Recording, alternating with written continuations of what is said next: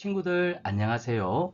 3월 23일 목요일 포도원 농부 이야기라는 제목으로 오늘은 누가복음 20장 9절에서 26절 말씀을 다 함께 묵상하겠습니다.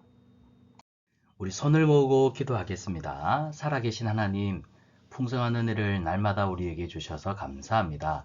하나님의 말씀을 이 시간 묵상합니다. 말씀을 잘 깨닫도록 성령님 우리와 함께 해주시고 또 믿음으로 하나님의 말씀을 따라 순종의 삶을 살아갈 수 있도록 함께 해주세요. 우리를 사랑하시는 예수님의 이름으로 기도드리옵나이다. 아멘. 자, 오늘 하나님께서 주시는 말씀은 누가복음 20장 9절에서 26절입니다. 포도원 농부 이야기. 말 그대로 포도원 농부에 관한 이야기인데요. 예수님이 비유로 말씀하신 이야기. 우리 같이 성경 말씀을 읽어보도록 하겠습니다. 그가 또 비유로 백성에게 말씀하기를 시작하시니라. 한 사람이 포도원을 만들어 농부에게 새로 주고 타국에 가서 오래 있다가 때가 이름에 포도원 소출 얼마를 바치게 하려고 한 종을 농부들에게 보내니 농부들이 종을 몹시 때리고 거저 보내었거늘 다시 다른 종을 보내니 그도 몹시 때리고 능욕하고 거저 보내었거늘 다시 세 번째 종을 보내니 이 종도 상하게 하고 내쫓은지라. 포도원 주인이 이르되 어찌할까? 내 사랑하는 아들을 보내리니 그들이 혹은 그들이 혹 그는 존대하리라 하였더니 농부들이 그를 보고 서로 의논하여 이르되 이는 상속자니 죽이고 그의 유산을 우리 것으로 만들자 하고 포도원 밖으로 내쫓아 죽였느니라. 그런즉 포도원 주인이 이 사람들을 어떻게 하겠느냐?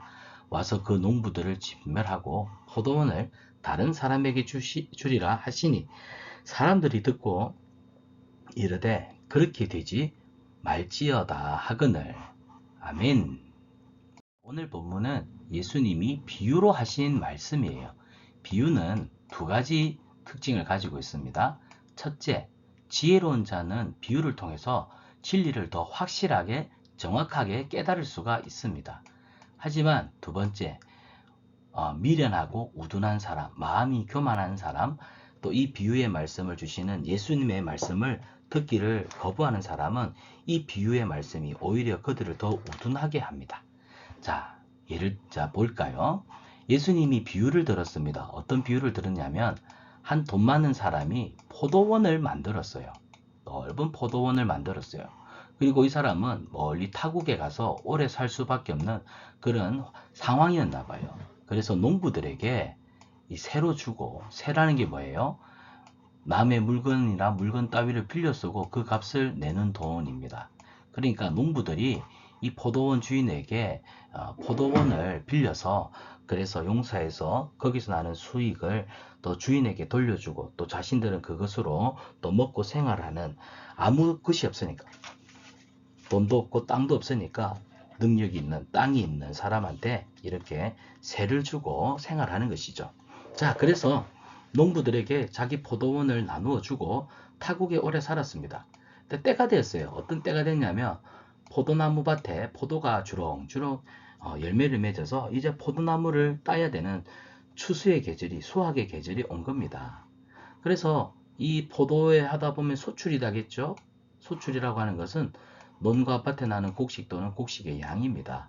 이 소출을 보고 예를 들어 포도송이 100송이를 땄으면 이 포도원 밭의 주인은 원주인이 있으니까 그 주인에게 예를 들어 10분의 1을 바친다면 10송이, 100송이를 땄으면 10송이는 본래 주인에게 돌려줘야겠죠. 그렇게 하려고 자신의 종을 농부들에게 보냈습니다. 그럼 농부들은 어떻게 해야 돼요?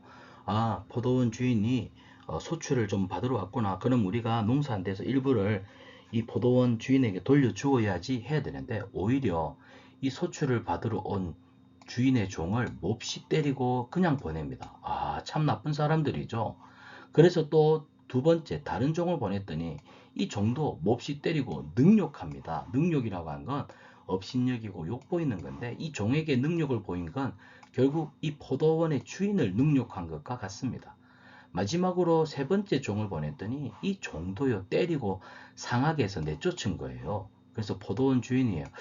이렇게 악독한 사람들을 봤나 어떻게 하면 좋을까 하다가 그래 내 사랑하는 아들을 보내면 종들은 함부로 할 수 있지만 내 아들은 나를 생각하고 존귀히 여기겠지 하고는 내 아들을 존대하게 할 것이다. 존경하여 받들어 대접할 것이다 생각하고 아들을 보내었더니 이 농부들이 얼마나 똑똑한 사람이냐면 서로 의논합니다. 야, 이 아들은 포도원 밭의 원주인 아들 아니냐, 상속자 아니냐. 이 아들을 죽여버리면 이 포도원 우리께 될 거 아니겠어? 아주 악한 계략을 꾸미죠. 그래서 이 포도원 주인의 아들을 포도원 밖에 내쫓아 그를 죽여버립니다. 여러분 드라마나 텔레비전에서 볼 듯한 그런 모습이죠. 자, 그런 다음에 이런 일이 났단 말이에요. 그런 즉 포도원 주인이 자신의 아들을 죽여버리고 자기 포도원을 빼앗으려고 하는 이 악독한 농부들을 어떻게 하겠느냐. 여러분 같으면 어떻게 하겠어요? 그냥 둘 수 없죠.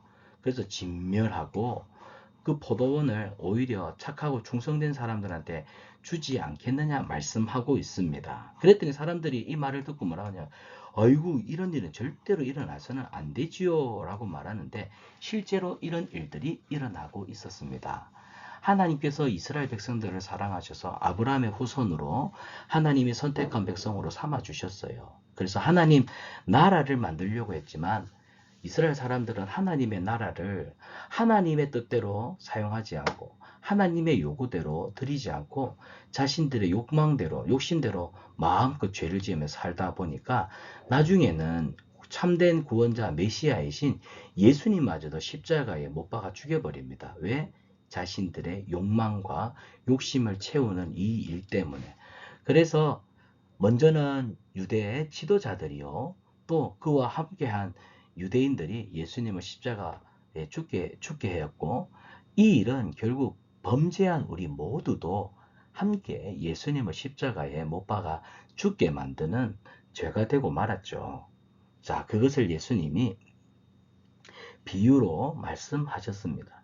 또한 이 비유는요, 우리가 살면서 하나님이 내게 주신 은혜의 분깃들, 하나님이 건강도, 가정도, 친구도, 학교도, 내 몸도, 우리 집안의 풍족한 물질도 다 하나님이 주신 건데, 우리는 하나님이 주신 것을 하나님께 감사하며 살지 않고 마치 내 것처럼, 마치 우리 엄마 아빠가 부자라서 부자가 된 것처럼, 잘 사는 것처럼 그렇게 착각하며 사는 친구들, 하나님이 기뻐하시지 않습니다.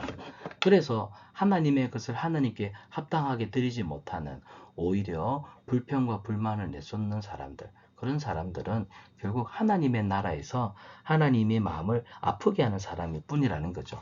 이런 이야기를 오늘 포도원 농부의 이야기를 통해서 예수님이 비유로 말씀하신 거예요. 그래서 그 다음을 보면 이 포도원 농부들의 못된 행동에 포도원 주인은 아들을 보냈습니다.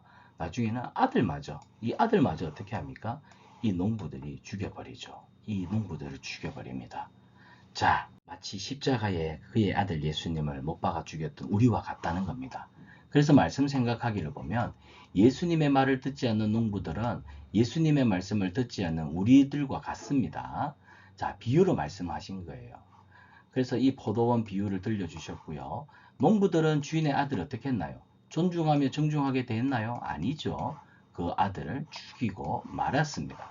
그래서 포도원 주인은 악한 농부들 때문에 사랑하는 아들을 잃어버렸는데요. 이 비유에서 농부와 포도원 주인의 아들은 누구를 가리킬까? 자, 먼저 포도원 주인은 누굽니까? 하나님입니다. 그럼 주인의 아들은요? 그렇죠. 예수 그리스도이십니다. 그럼 농부들은 누굴까요? 이스라엘 사람들이고 또 오늘 우리 자신입니다. 우리 자신이 하나님의 말씀을 거역하고 예수님을 우리 죄 때문에 십자가에 죽게 했던 장본이라는 것을 비유로 말씀하세요. 그렇기 때문에 오늘 이 비유를 깨닫고 우리는 하나님 내 욕심 때문에 하나님이 우리에게 보내주신 예수님을 십자가에 죽게 한 악한 농부와도 같습니다. 우리의 죄를 용서해 주시고 온전히 하나님의 뜻에 하나님이 주신 것에 감사하며 하나님 앞에 돌려드리며 하나님 영광 나타내기를 힘쓰는 믿음의 사람 되게 해주세요라고 기도하며 우리는 살아야 해요.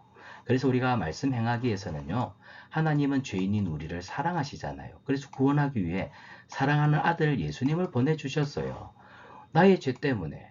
그래서 사랑하는 아들을 이 땅에 보내신 하나님의 사랑, 우리는 항상 기억하고 있어야 해요.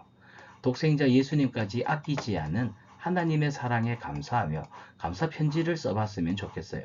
이 시간 사랑하는 하나님, 그리고 그 아들을 우리에게 보내주시기까지 우리를 사랑하신 하나님, 감사해요, 사랑해요, 찬양해요. 우리가 친구들 사랑하는 하나님 앞에 진심의 마음으로 여러분이 감사의 편지를 한번 써봤으면 좋겠습니다. 이것이 하나님을 기쁘시게 하는 우리 친구들의 아름다운 시간이 될 줄 믿습니다. 자, 이번 주 말씀 우리 빈칸을 채워가며 함께 외워볼까요? 찬송하리로다 주의 이름으로 오시는 왕이여, 하늘에는 평화요 가장 높은 곳에는 영광이로다. 누가복음 19장 38절 말씀. 아멘. 우리 손을 모으고 함께 기도하겠습니다. 사랑의 하나님, 하나님의 크신 사랑과 은혜를 기억하며 날마다 감사하며 살아가는 저희들 되게 해주세요. 깨달은 말씀 순종하며 말씀 지키도록 도와주세요. 예수님의 이름으로 기도합니다. 아멘. 큐티로 시작한 하루, 큐티로 마무리한 하루, 가장 행복합니다.